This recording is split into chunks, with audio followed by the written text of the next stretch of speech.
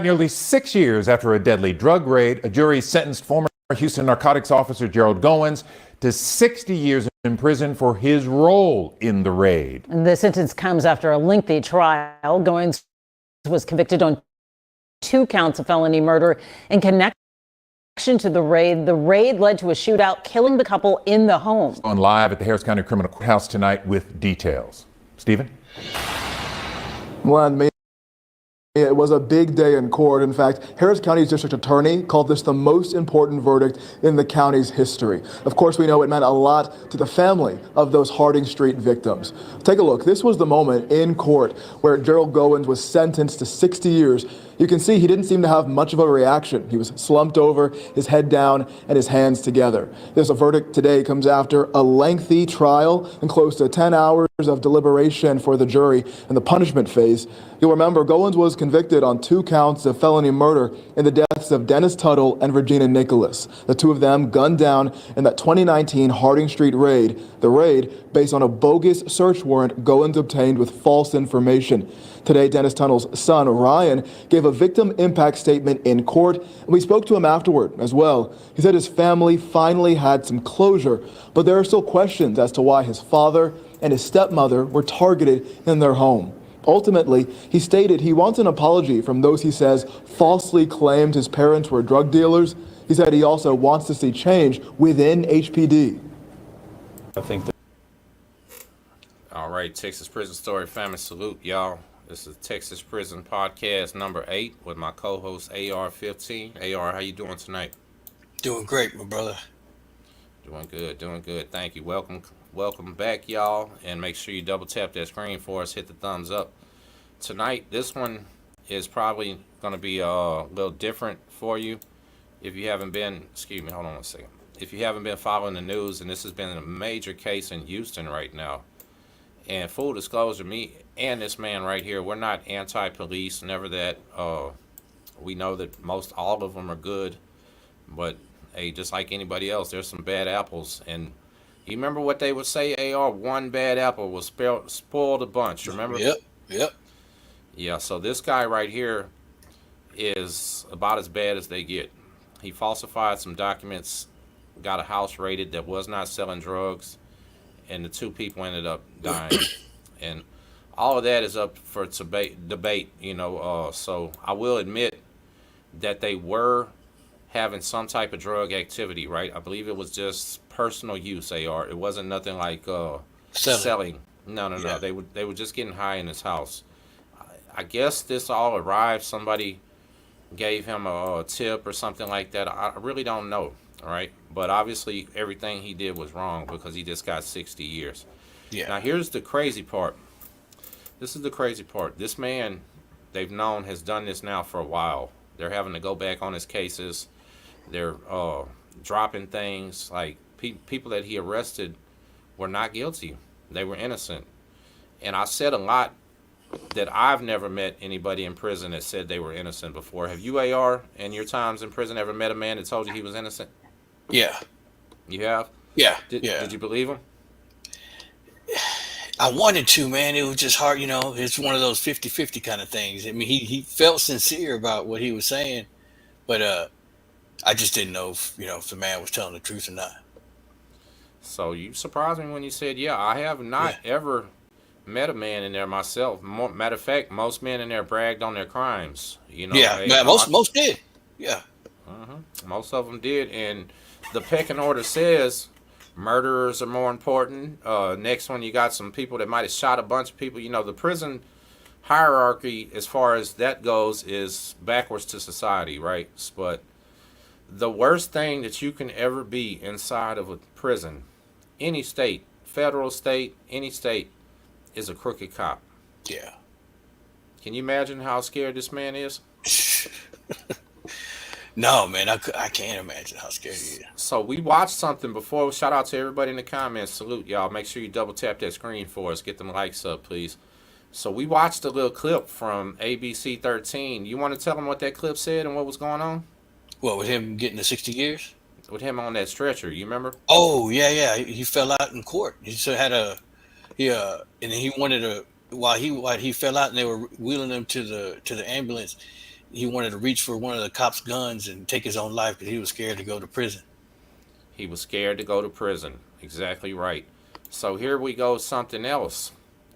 Remember the old saying, nobody should ask somebody to do something they won't do themselves? Yep. Yep. You know how many men this guy put in prison and now he's scared to go? That's what he's afraid of, running. Well, he'll never hit population. So, but, I'm sure he's afraid of running. He don't know what it's going to be like. If, like you said, we were talking earlier, the SSIs that work the dorms where this man's going to be, or work the cells where this man's going to be, so they get to him. They can get to him. So listen, what's going to happen is he's going to be sitting next to South Park Mexican and all the other dirty cops, the prosecutors, former judges, and everybody in there, right? This man, who was the big bad boogeyman with his pistol and his bulletproof vest and the power of the law, got so scared in court that he fell out and wanted to grab the gun and commit suicide by police because he's scared. He knows what he's did to all these people all these years, and I don't feel sorry for this guy. Yeah. Not even a little bit. And no good cops feel sorry for this guy because he's making them look bad in Houston. But that's right. Bro, the irony of the fact that he was so scared he fell out and wanted to kill himself because he's about to get the fate that he dealt out so many innocent people. Exactly, bro. That's got to be God, bro. Come on, man. Now. That's Lord in heaven right there, giving a little bit of karma. You know it? Hey, what if you were sitting in your cell right now, or watching TV, and you saw this coming up, knowing you were wrongly convicted by this man, and seeing him go down for 60 years, It'd be hard. So I think a lot of his convictions, fortunately, have been overturned right now, right? Oh, good.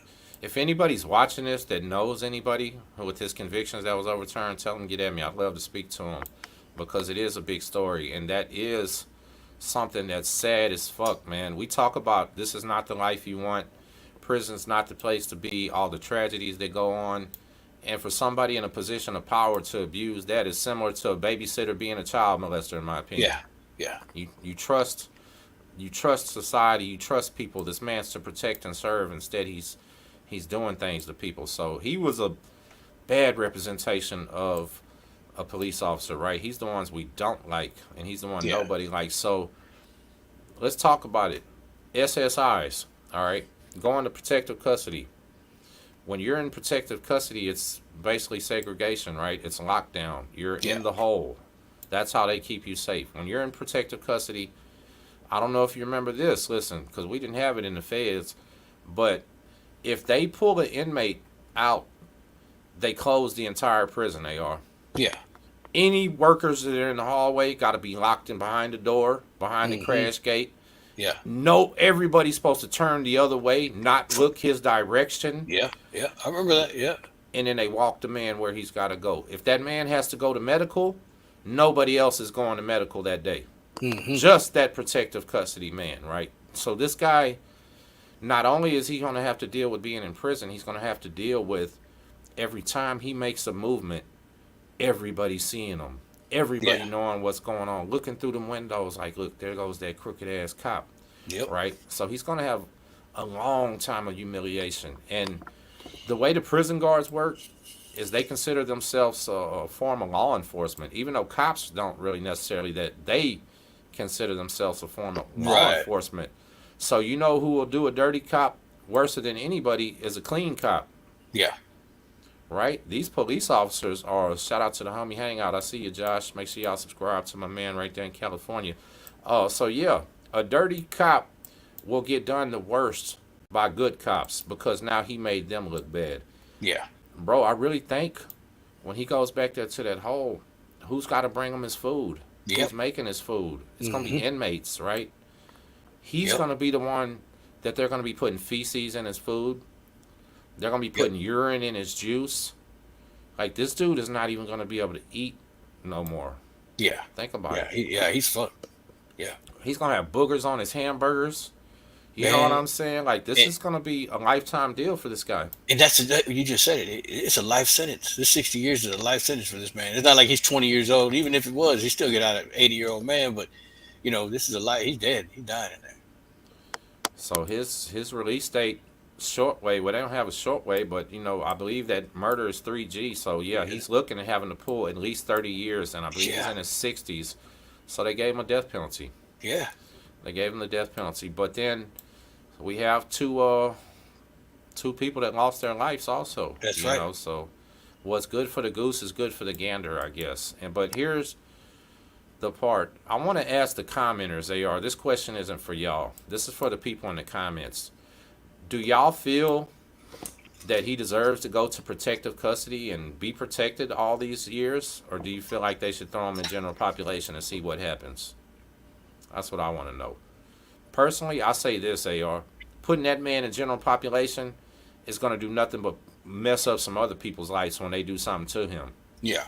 Because that's a guarantee something is going to happen, right? Mm-hmm. It's guaranteed. Yeah. Something's going to happen. He's going to be in there with somebody's cousin who he did wrong. Or, absolutely. matter of fact, it don't even matter if he's in there with somebody that he did wrong. Everybody in there can relate to those people. Mm-hmm. Same way it is with a pedophile or something like that. You know what I mean? So, snitch. For the people's family that are watching this, and I'm positive the victims' families will see this, right? Everybody gets something sent to them when it's about them. So for them, I just want y'all to know that he got it, right? Like, this is, I know he didn't get the death penalty. I know he didn't get a life sentence, but that AR said you're 60 years old with a 60-year sentence. You're there till you're 90. And matter of fact, Gerald Goins looks like he's in bad health, dog. What's wrong with him? Did you see how he looked? Yeah. That stress Slumped is murdering over. this man. Yeah. Now, let me ask you this. Do you think that look, that demeanor, that slumped overness, that meagerness, was that an act for the jury? I think so. I think it was an act. I think so, too. Yeah. You know what I mean? I think so, too. He was so,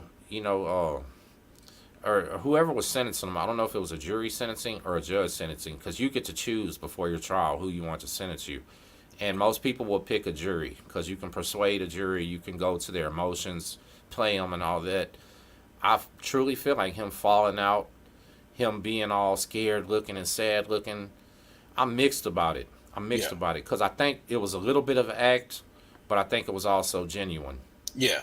He was terrified, dog, but he turned it on a little bit better, because every man in that position, AR, if you or I was sitting right there facing a murder case that we know we're probably going to be found guilty, we're going to be scared, dog. Yeah. But we're not going to show it on our face. I don't think you would. No. I don't think I would. I wouldn't be crying in the courtroom.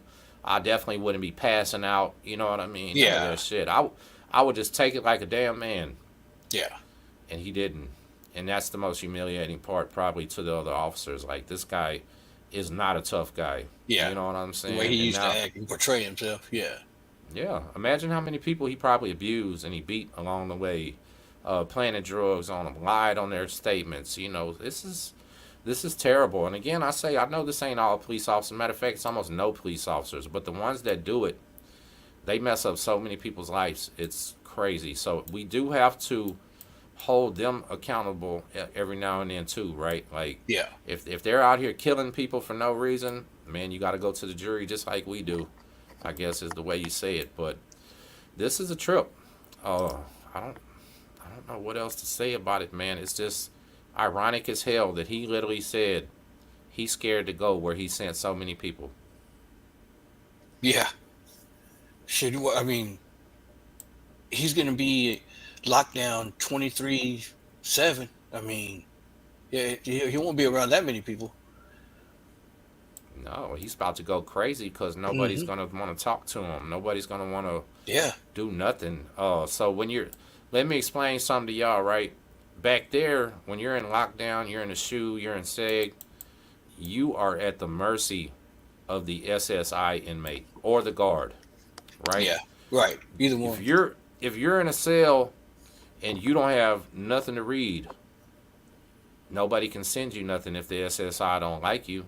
That's right. If you're in a cell starving to death and you got a home, listen, me and AR could be 4 cells down from each other. We could be lifelong friends. He's got $100 worth of soups. I got nothing. He can't even send me one because the SSI won't bring it. Yeah. You know what I mean? Like, this is really, really bad for this guy. All the way around. All the way bad, dog. So the family of these people just know that he's not going to have a good time in here. he's going to do some of the worst time. And I just don't see nothing working out well for this man. And I just think, Yeah, wow. it's that his health's gonna get worse, dog. I mean, doing all that stress on him like that, doing the time the way he's gonna do that type of time. I don't know how long he. I don't give him too much time, and they're doing it like that. No, so yeah, that's deep. And I agree now that you said that. He's already looking like his health is failing. They had to carry him out of court in an ambulance. He's going to get down there if he has high blood pressure or cholesterol. He's about to eat ramen noodles till he dies because they'll Yeah, kill you with both of those things. Yeah, this is a wild thing, right? And we see so many officers that just are found not guilty. I really didn't think he was going to be found guilty. If you want to know the truth, did you think he'd be found guilty?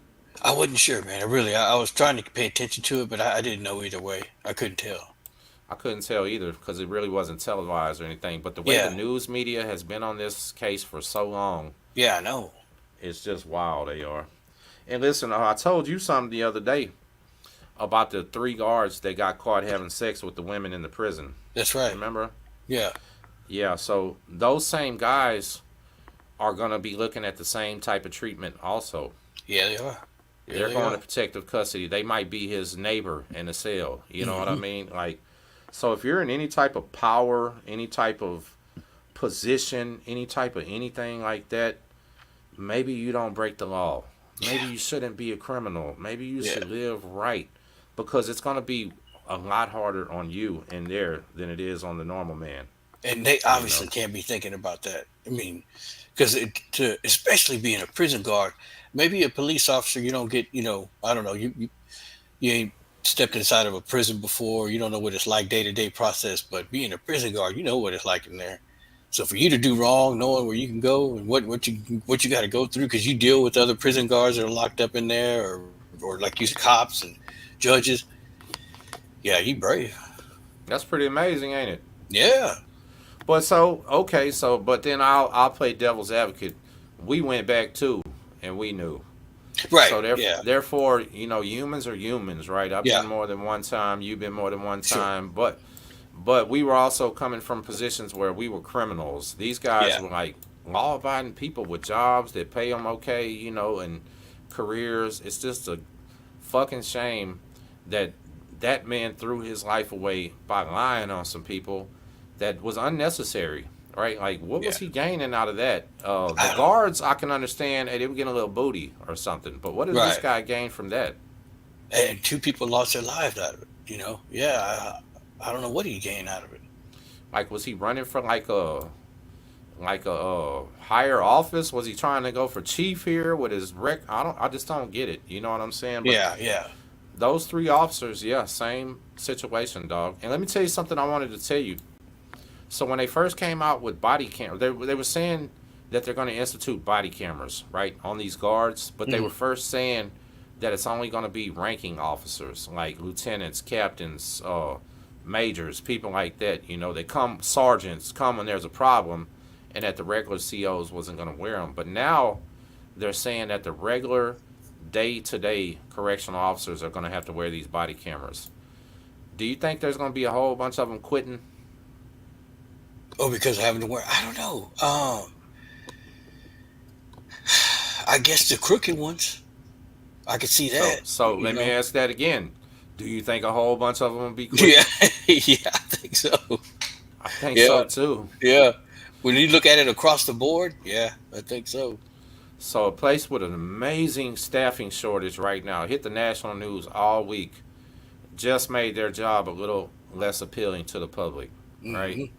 We know these guards do. It's a war between inmates and officers, right? They at all time at each other's neck, nipping at each other, and this just took away a little bit of their power to control inmates outside of the rule book, and Yeah, also took a little bit of their power away to make money. that's Like, right. how am I going to drop these cigarettes to you on camera? I'm gonna have to start throwing them behind me. Like, they'll Yeah, figure it out now. Don't get me wrong; they'll still make drops and throw it behind them now, type yeah, shit. But yeah. this is gonna be really, really major. And there was a rumor published today on the internet that so recently there was earlier this year, I think, Jovian Motley, there was a black prison guard, young guy, that he got killed in a cell extraction, right? He was a prison guard, and they can't explain how he got killed or why he's dead when they're all in there to watch each other's back, and there's extra men out there to come in case they need them, and this man passed on. But they're saying the officer that was above all of that might get ready to be off out of the door, fired for another use of force too, right? So that part is going to be crazy. Like, they will no longer be able to control Texas prisons if they can't kick your ass. Yeah. Like, what else are you going to tell a man that already has a life sentence? He's never followed a rule in his life. Sometimes you have to kick a man's ass to put him in line, and that's what they do. And people don't understand it. Like, oh, these people are mean. Yes, they can be, but you're also dealing with killers and psychopaths, you know. But I think this body camera thing is going to be a disaster for the system. Yeah, I think so. I really do. Yeah, I mean, like you said, the only ones that I think would plus for is probably the straight COs. You know, the ones that ain't doing nothing and staying out the way and just, you know, doing their cell searches when they're supposed to and all that. I think they're the ones that might be all right with it, but other than that, yeah, you're right. I mean, and listen, so that's just like police officers, right? Most of the guards are actually good people. Like, man, they have kids, they have wives and husbands and families. They're okay, you know, but there's some that just all the way right into the core. They take this job. These men take these jobs wanting to get some booty in a woman's prison. Yeah. The women take the jobs knowing they can bring cigarettes and contraband between their legs and they can't get caught. Yeah. You know what I mean? There's a lot of crooked shit that goes on. So I think they're getting ready to weed out the good from the bad with this, or just catch a bunch of them doing a lot of crazy stuff. Hey, but you know, too, then body camera footage gets lost. Cameras, audio turns off. We see that on YouTube all the time. They're doing a traffic stop and all of a sudden they mute the cameras. So we're going to see how it works out. I really, really think it's going to be a problem, though, if you want to know the truth. I don't see it working, man. You know what I mean? Yeah, I don't see it being I think, like you said, I think they're going to lose a lot of staff behind this. I do too. I mean, AR, what the fuck is wrong? Why are these prisons running short staff like that? I don't know. It's not that bad of a job. I mean, I don't see why. Especially when you hear people out here looking for jobs like that, I don't see why it wouldn't be full. Why, you know, I mean, like you said, it's not that hard of a job. You know, I can understand some units you're at. You know, there'll be some rocking and rolling going on, but they're not going to send a lot of the new COs over there before they get trained, and then they ship them over there. Right. They'll make them do that on-job training and all that. I mean, so it's like anything else, right? If you act according to where you're at, you know, if you go to somewhere like Cofield, Beto, Ferguson, place to Telford, those guards don't act like they do on a little small transfer unit. Exactly. Yeah. Not at all. That's what people don't understand. Yeah, convict bosses. Yeah.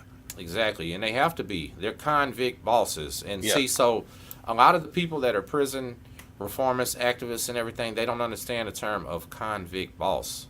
They feel like everything should be ran exactly by the rule book. But I'm here to tell them they know how, not to interrupt you, but a convict boss from a boss knows how to, like, a convict boss might step out of line, but he knows he's going to keep a riot from happening. Where a regular boss man is going to stick to the books no matter what it says, regardless if it starts a riot or not. You know, but that's So you know what the most convict boss I've ever seen in my life was? What's that? Brotherson in the feds. Oh, yeah. You remember Brotherson? Oh, man.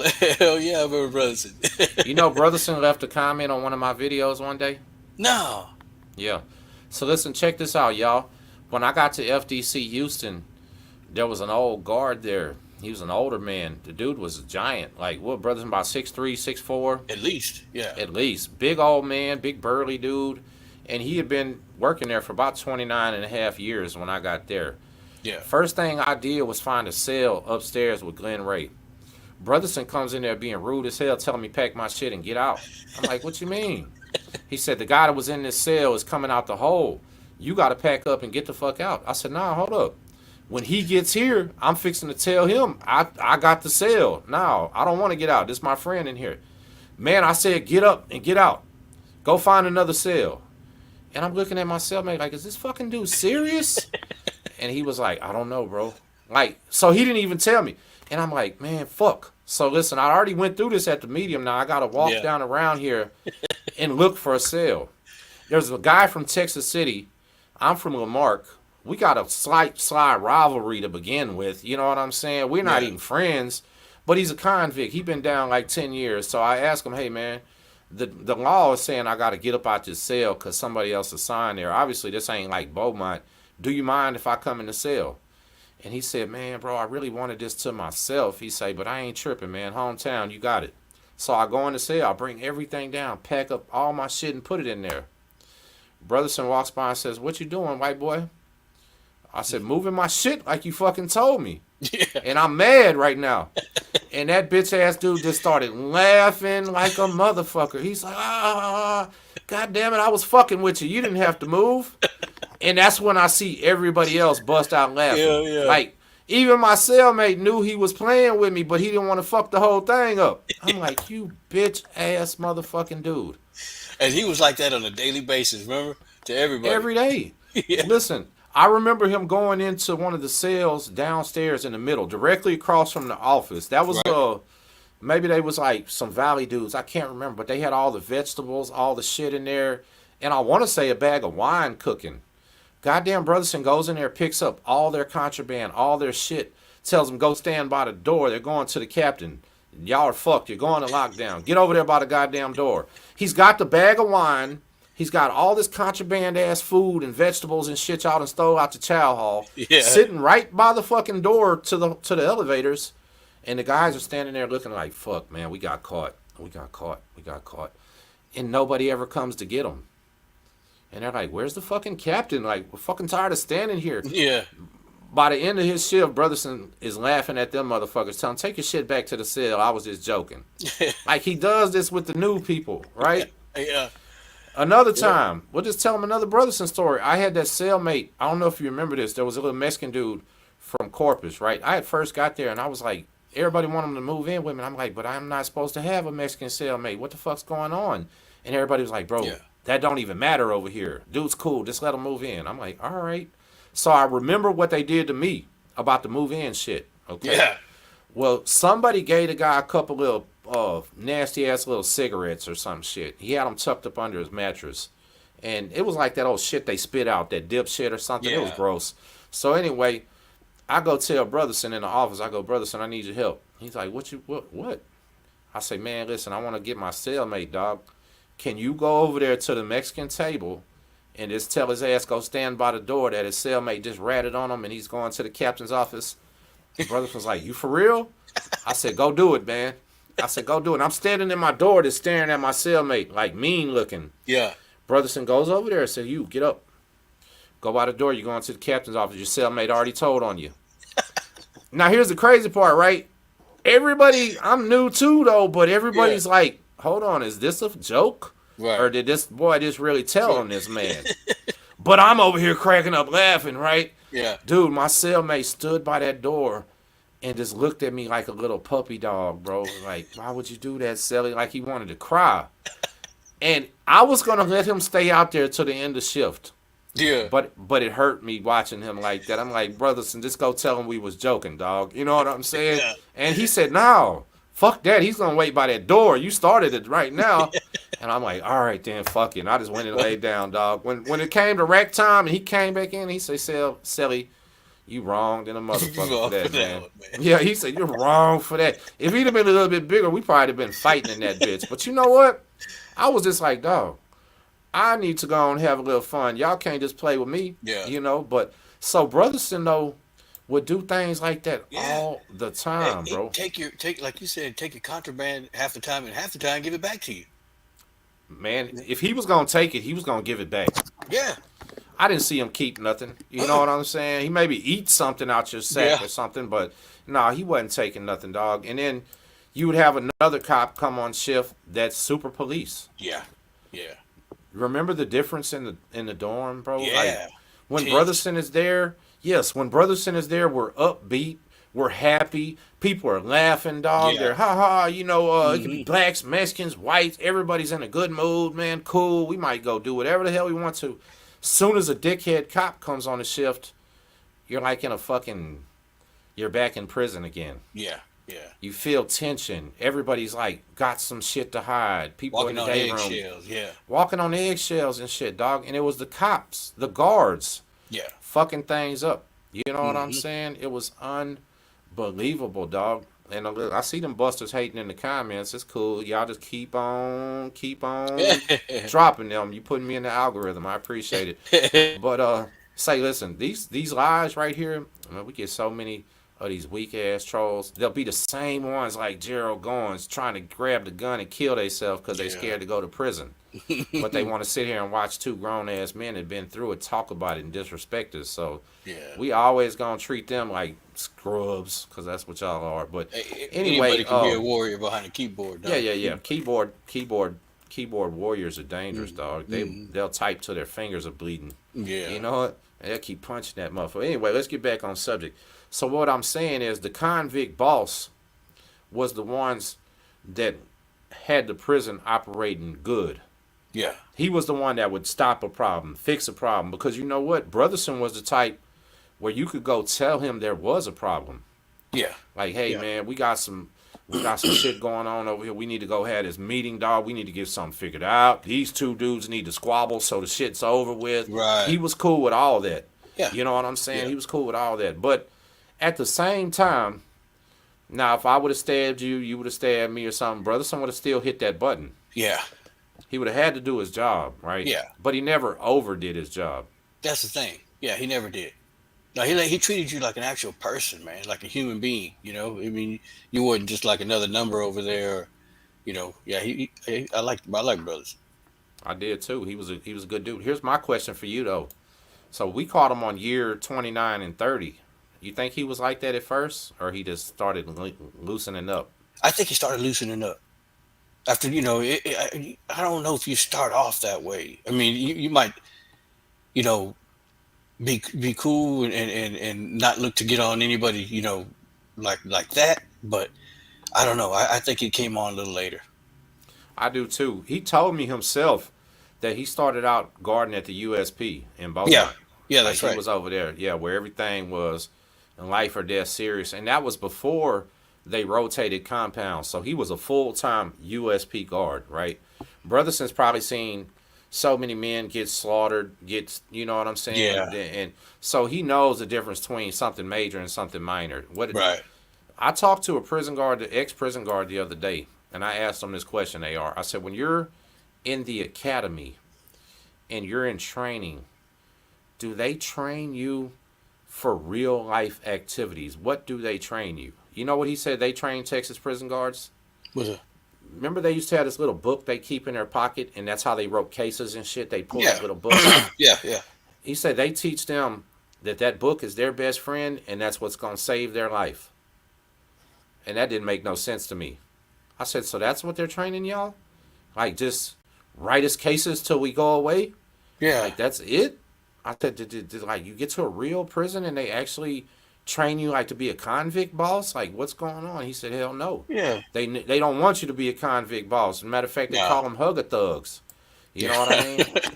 Hugger thug is the number one insult that a guard calls another guard, a hugger thug. I'm not kidding. Yeah. Sounds goofy as hell, but if they get called that, they get mad. You know what I mean? Yeah. So they're training these guys wrong, for one, right? If you're trying to train these men to write cases, and go by every single rule, then they get on a maximum security prison where the warden don't even want that. No. Now they're mentally fucked. Yeah. They don't even know what to do no more. It's like you said earlier, you're going to come across that man that ain't got nothing to lose no more. You know what I mean? He ain't got nothing to lose. He's been in here 20 years and got another 50 to go or whatever. Man, you put that knife in your life so fast, it's over with. Absolutely, dog. Hey, if not, guess what? They'll throw some piss and shit in your fucking face. Yeah. Something like that. What you gonna do? I don't give a fuck what's in this little book, bro. Yeah. If you throw shit and piss on my face and I'm a guard, me and my guard homeboys are fixing to come in here and crush Whoop your your fucking ass. Yeah. And that's real life. That's what really happens. You'll get broken bones and shit. So what the fuck are they doing training them about this little book? Yeah. That just don't make no sense, dog. When I heard that, I was like, oh, this is fucking crazy. And somebody asked in the comments, what's the best weapons inside? The best weapon is right here in your fucking brain. If you don't got this weapon or this motherfucker's doll, I don't care if you got a machine gun in that bitch, you're about to get outsmarted. It's a mental game. Prison is a mental game, period. Yeah, it is. Yeah, Bro, it is. it's mental games, con games, people running games on their own homeboys, man. Like, it's just not the life you want. You know why I love you so much, AR? What's up? You never try to glamorize that shit either. AR, let me tell these people, he's not a man that goes around bragging about being in prison. So I'm not gonna say too much about it because I'm done. But the man in California even mentioned you in the video because you was in it. What that man didn't know, AR trained in 3 different martial arts and fucking boxing. You understand? But he's never gonna sit here and tell y'all that, right? Like, this man can handle himself, but never arrogant, never bragging, never cocky. You know what I mean? And that's just how we should all be. Everybody should just be laid back, chill, and just stay the fuck out the way, dog. Because you're either gonna go in there and deal with these motherfucking guys by the rules, convicts playing mind games on you. You know, might be somebody's goddamn victim. You know, That's right. It's just not the life they want. AR. It really. You can't drill that enough, man, and especially to the youth. You know, I was watching earlier, and I watched that Wedo, what's his name, Wedo 10K. Yeah. And you know, seeing him so young like that, just, you know, I mean, that boy just threw his whole life away. He's just a kid, man. He ain't even learned life yet. He ain't even had a taste of it. You know, he's done. Nope. 5 bodies on that man. You know what all that was too? Stunting for the internet, bro. That's crazy, right? All that Instagram and Snapchat. Man, shit. So I seen something the other day so they got some issues going on in Compton right now, right? Between the Tortilla Flats Hispanic gang and the Bloods over there, and I think the Crips too. Do you know they were interviewing some of the Hispanic gang members and asked them, does the internet play a role in any of this type of stuff? And they were like, absolutely. The internet is what's fueling these beefs. Like, the internet is so powerful, it's got people really shooting and killing each other out here. Yeah. You know, so you have to be careful on here. But what I like about you the most, man, no glamorizing it. Tell it just like it is. And I appreciate it. You understand the assignment, what we're doing right here. You know what I'm saying? And that's why I'm honored to be on this channel, bro, with you, because you don't do the same, man. You know, you don't glamorize it. You don't. It's not about that life anymore, man. It's about us, our kids, our future. You know, and what we can do is being a better person, brother. Right. So look, when you went to feds, and we're not trying to cap on nobody, right? But when I went to the feds, AR went to the feds, we was both having some real money, right? Like, we was not broke out here. And we lost a lot, bro. We went from on top, like having whatever we want, to now back in this prison cell. And you understand what just happened to you when you have more shit to lose. Yeah. You know what I mean? When you're a child, you don't own a house, you ain't got no wife to worry about, nothing. Prison is easy, dog. It's easy. Yeah. When you got some shit going on out here, kids to raise, mortgage to pay, it's pretty Totally goddamn different story. It is, dog. And I just want everybody to pay attention. Don't be like me and AR. Don't have to rebuild your fucking life as grown men. It's not fun. There's nothing about that shit that's legit. And just stay the fuck out, man. For real. Shit. Think twice about it, man. Think twice. Real talk, because you don't want to be on this channel getting interviewed by me later. That's right. You know it. So we're going to get up out of here, y'all. Texas Prison Story family, salute. AR, thank you for another one, my brother. Much love. Much love. We'll catch y'all later.